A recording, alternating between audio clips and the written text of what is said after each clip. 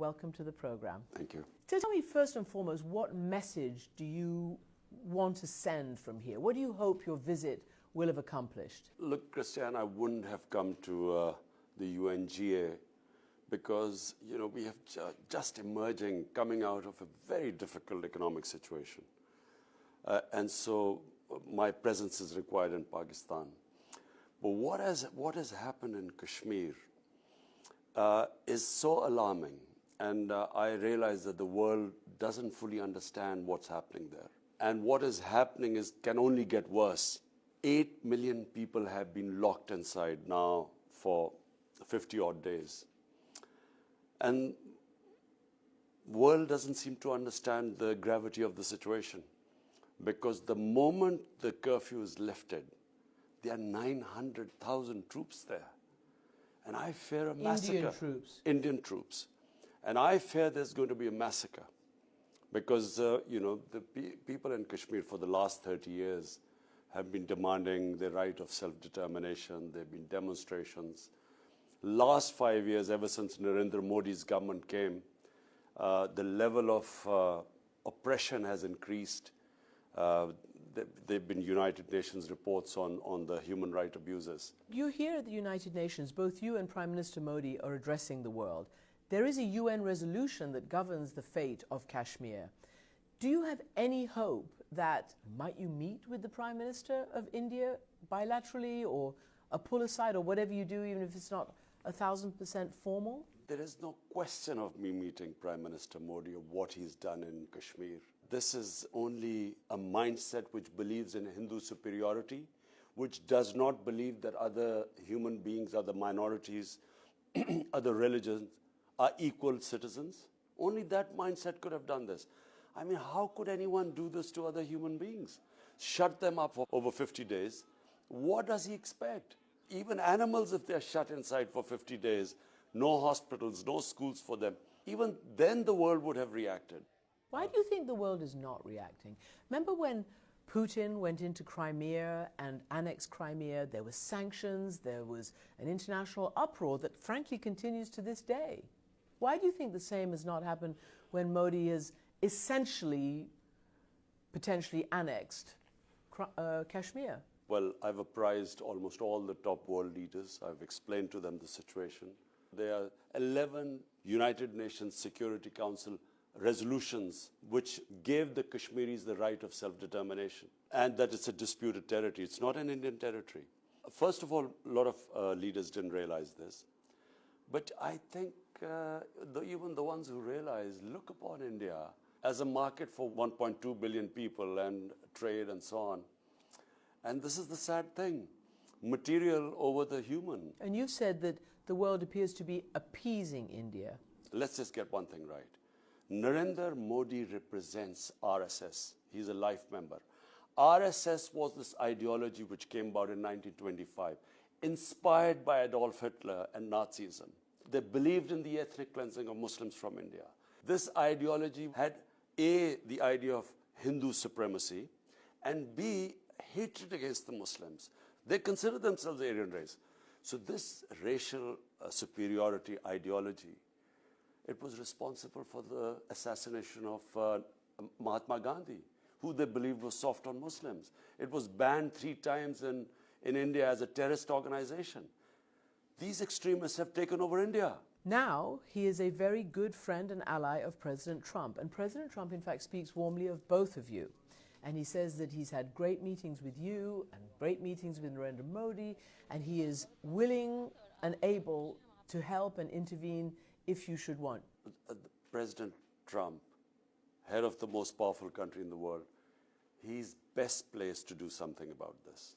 At the moment, he's saying, Narendra Modi, I want to help, but Modi doesn't want it. Why doesn't Modi want it? Because the moment this becomes internationalized, other countries come in and mediate, they will realize that the poor Kashmiris were denied the right for self-determination. And they will know what the human rights abuses are, which are going on in Kashmir. It's massive security forces which have locked in these people. So Narendra Modi does not want any outside people to mediate. He keeps saying it's a bilateral issue. When we try to talk to him, he says it's a unilateral issue. So we go around in circles. But eventually, and this is my belief, this is what I think I've achieved from my trip here, I believe that the international community will move in. They will have to, because this is going to become a flashpoint. And of course, for people outside, and maybe even for you all inside, everybody's very aware that you're both nuclear powers, that there have been wars fought between you over this very issue in the past, and they're concerned that this might, as you say, become a flashpoint, but a terrible flashpoint. What can you say about what would your reaction be? How far are you prepared to go? Christiane, that's why I'm here. If it was just something which would have remained localized between India and Pakistan, even if a conventional war, the world is not really pushed about it. But this can go out of control, and I'll tell you how. What the narrative of Narendra Modi's government is that the Kashmiris actually want this. This whole thing has been done to make Kashmir prosperous and develop. And Pakistan is the spanner in the works by sending in terrorists. They're already accusing us, I think, They are saying it again, the military chief, that 500 camps are being used and Pakistan is mobilizing militants in Kashmir, terrorism. This was predictable. Why are they saying it? Because they want to divert the world's attention from what is going to be a massacre. So to divert the attention, this is the mantra that it's Islamic terrorism. And Islamic terrorism since 9/11 has meant that the world just looks the other way. You can violate all the human rights. You can do anything of those people by calling them Islamic terrorists. That's what India has done, Narendra Modi. My point is, what is Pakistan going to get out of this by sending in 500 terrorists? There are 900, almost 1 million troops there. What are they going to do there? Only thing they will do is that they, on the pretext of going after terrorists, there would be more oppression of the people of Kashmir. And secondly, they will divert the world attention towards Pakistan.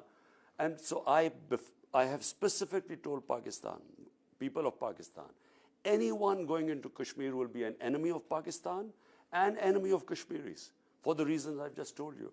This is the first time two nuclear-armed countries are face to face.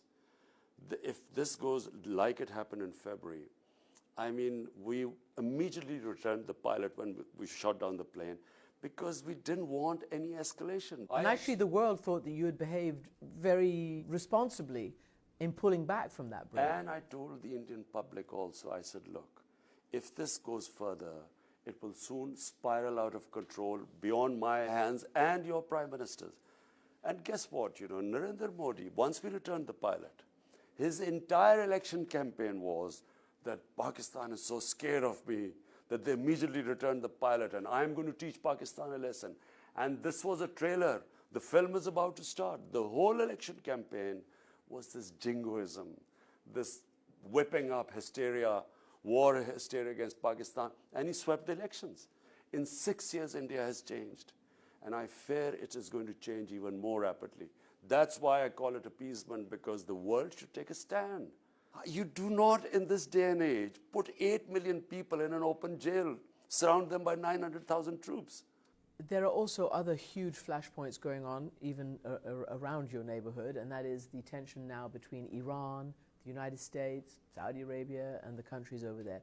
You met President Trump. I think he asked you to do what you could in mediating maybe with Iran, I don't know. And you met the president of Iran as well. What can you tell us about any behind-the-doors diplomacy, behind-the-scenes movement in that regard? Well, firstly, Christiane, it's so important that this conflict does not take place. Because apart from anything else, I mean, we already have Afghanistan on one side, this Indian problem on the other side. Last thing we want is a conflict on the other border in Iran and US and possibly Saudi Arabia, UAE. It'll be a nightmare for us. We are coming out of this very difficult situation where we had a massive current account deficit and we're just getting ourselves right. If the oil prices again shoot up, I mean, not only us, it's going to affect so many countries in the world, probably cause more poverty. And God knows how long it will go, because, so dangerous when people say that, it will only be a short war. To be fair to President Trump, all his instinct is against the war. Yeah. I know there are people pushing him. I feel this will be awful once it starts. So we should do everything to stop it. And I'm trying my best. I spoke to President Rouhani. And let's see how it develops. At the beginning, you were talking about the dire financial straits that Pakistan has been in, that you really should be there because you've got a major economic crisis which you're trying to fix. You were against an IMF intervention or IMF assistance, and then you accepted it. Why have you decided that going for the IMF is a better course of action? Christiane, we inherited the biggest current account deficit in our history. It was such a huge gap that until we fixed our, increased our exports, curtailed our imports, there was a time lag. In that time lag, we had to service our debts. We had to service $10 billion worth of debts which had been accumulated by the previous government. How are we going to do it unless we didn't go to the IMF? We could have defaulted, they could have been run on the rupee, and the economy could have tanked completely. So we've gone through a difficult period, and mercifully, thank God, our exchange rate has stabilized. We lost 35% value on our currency, which of course caused inflation, which has hurt our people.